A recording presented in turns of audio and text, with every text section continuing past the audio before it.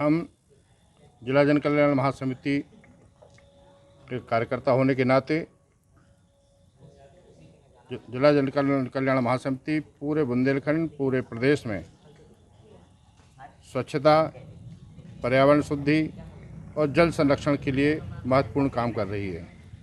अभी हमने पर्यावरण के विषय में बहुत कुछ समाचार माध्यमों के आपके माध्यम से लोगों ने पढ़ा।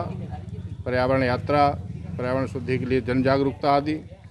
आज हमारी गोष्ठी जल संरक्षण को लेके है और विशेषकर महासमिति का प्रयास है, जितेंद्र तिवारी जी का पहला प्रयास है कि जितने भी हमारे जो हमारे मूलभूत स्रोत थे, जल स्रोत थे, उनको बचाया जाए।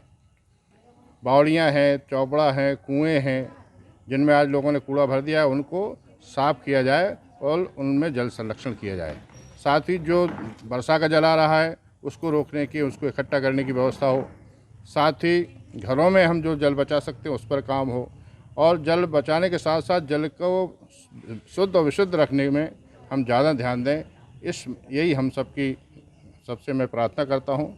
इन तत्वों पर अपने सतर्क रहें, जागरूक रहें। जल एव जीवनम, जल है तो जीवन है।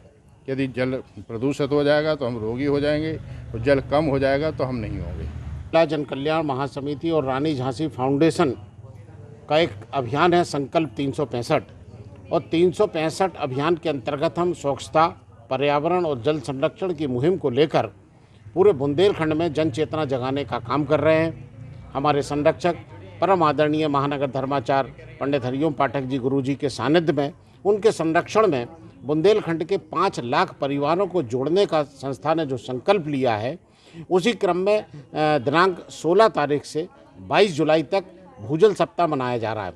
इस भूजल सप्ताह में हम लोगों से अपील कर रहे हैं कि जो लगातार भूजल का जो स्तर गिरते जा रहा है, उस स्तर को बढ़ाने में जहां एक और सरकारें, शासन चिंतित हैं, प्रयासरत सरकारी तौर पर भी प्रयास चल रहे हैं, लेकिन इसकी जिम्मेदारी से हम हट नहीं सकते।